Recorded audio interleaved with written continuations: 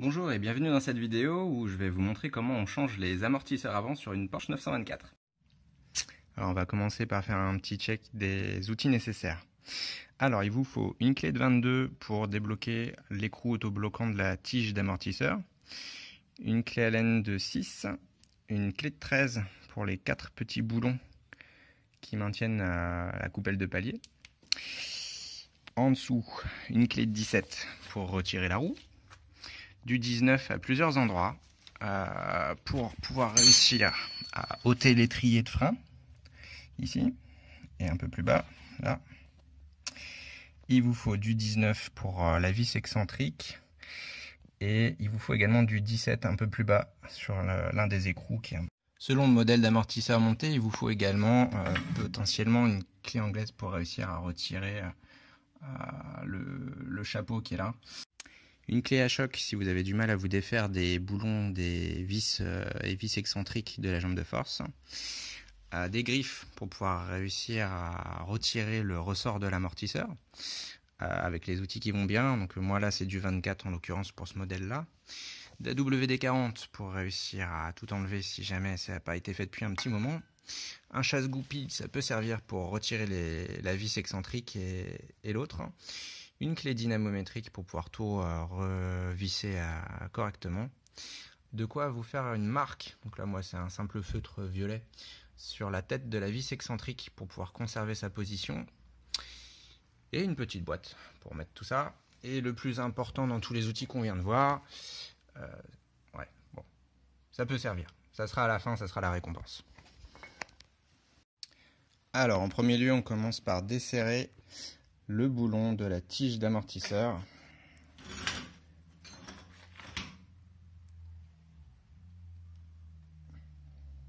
Ensuite, vous desserrez vos boulons de roue, vos vis de roue. Et une fois que c'est fait, vous levez la voiture au cric et vous placez une petite chandelle. Moi j'en ai mis une ici.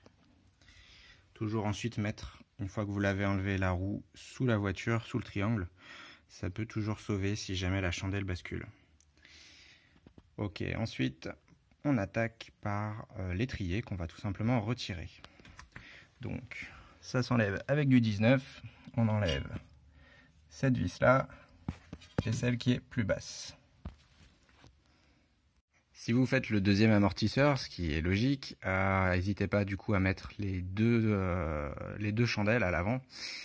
Ça vous permet en plus comme ça de pouvoir faire bouger cette partie. Ça vous permet d'accéder plus facilement à certains boulons.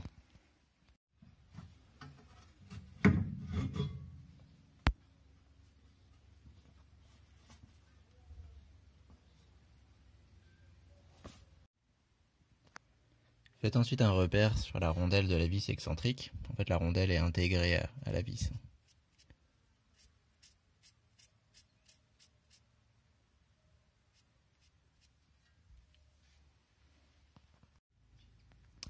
Desserrez ensuite les deux écrous de 19.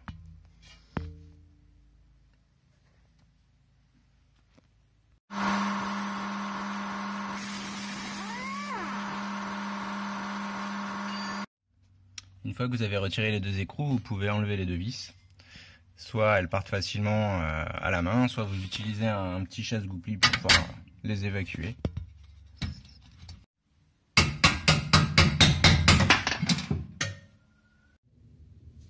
N'hésitez pas à vous servir de votre roue comme support une fois que la jambe de force est libérée. On attaque alors le desserrage de ces 4 petits boulons. Faire attention du coup au dernier, évidemment l'amortisseur voudra tomber, donc il faudra le retenir.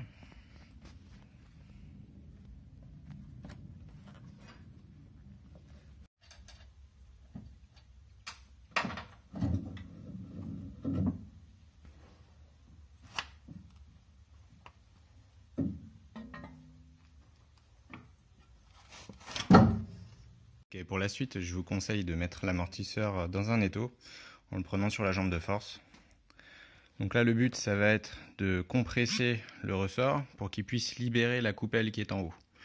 Donc en gros, il faut jouer avec vos griffes pour... il n'y a pas besoin de beaucoup compresser l'amortisseur au final. Dès lors où la coupelle devient mobile, vous pouvez arrêter de compresser. Placez vos griffes et mettez-les légèrement en compression pour qu'à chaque fois que vous serriez, ça comprime bien le ressort. Faut faire attention avec ce genre de système. Moi personnellement, le vendeur m'a prévenu, il a un client à lui qui s'est fait décapiter.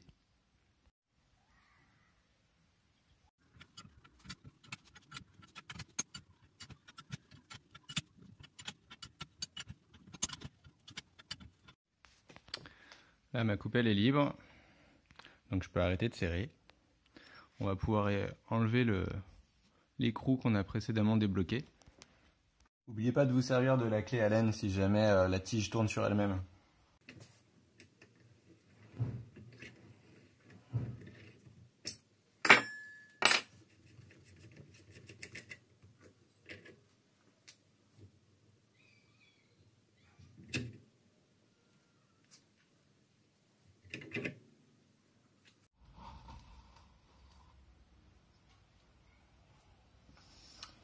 Ok, une fois que vous avez ça dans la main, soit vous le jetez au visage de quelqu'un que vous aimez pas, soit vous le rangez à l'abri, dans un endroit où personne n'ira mettre les mains pendant un petit moment.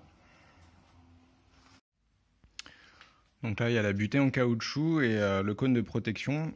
Pour les enlever, il faut simplement les faire glisser le long de l'axe vers le haut. Ils sont simplement tenus en force dessus, donc il y a juste à les faire coulisser.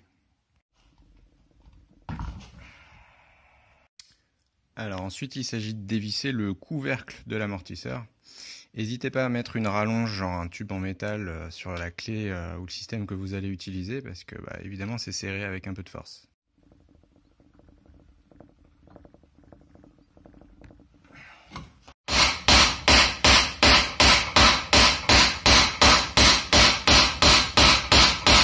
Alors, si comme moi, le capuchon ne veut pas partir, que votre clé rip par exemple, il faut que vous fassiez une saignée soit avec un burin, soit avec une disqueuse dans le capuchon, que vous y glissiez un burin et un marteau, et puis que vous tapiez dans le sens inverse des aiguilles d'une montre pour essayer de débloquer en force.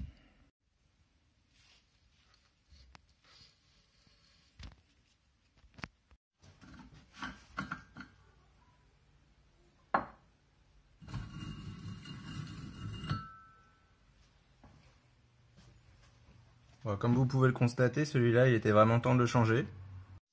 Après avoir nettoyé l'intérieur de la jambe de force et le filetage également du capuchon, vous pouvez glisser donc votre nouvel amortisseur tout neuf dedans.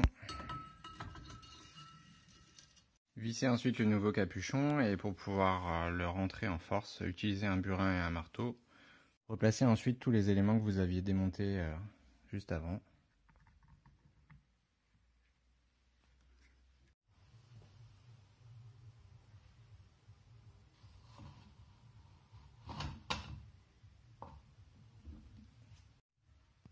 Quand vous placez le ressort, en fait, vous pouvez remarquer qu'il y a une marcation qui permet du coup de bien mettre le ressort à sa place.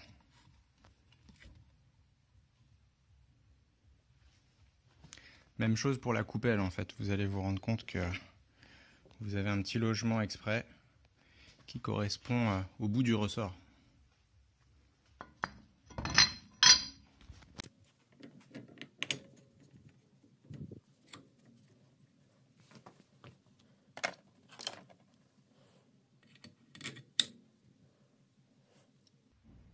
Alors pour le sens de la coupelle, vous avez la partie pour les vis excentriques qui est ici. Donc il faut que les deux qui soient le plus rapprochés soient sur ce profil-là.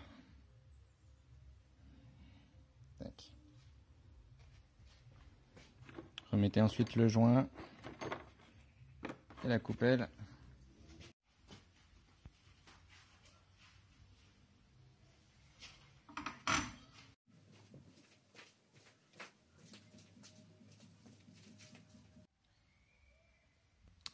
Après avoir effectué le serrage du boulon de tige d'amortisseur, c'est le moment où vous devez décomprimer le ressort. Donc vous y allez progressivement, hein, comme pour tout à l'heure. Donc vous desserrez progressivement d'un demi-tour chaque griffe jusqu'à ce que le ressort soit complètement décomprimé.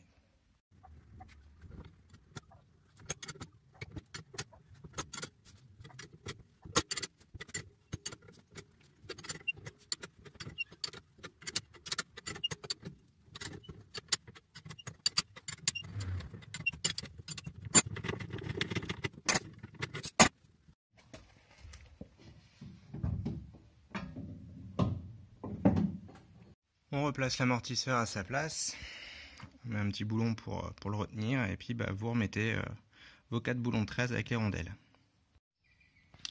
Serrez modérément, on fera un serrage au couple par la suite.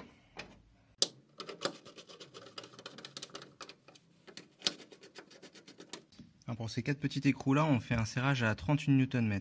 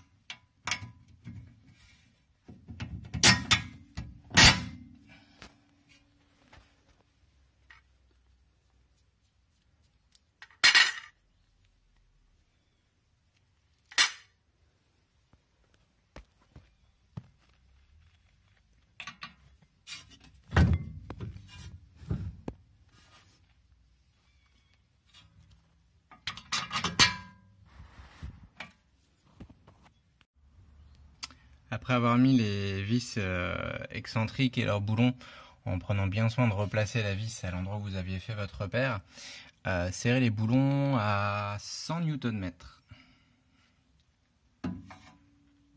Remettez ensuite votre étrier de frein et puis refixez-le avec les 2 vis de 19. Serrez-les à 8,5 Nm.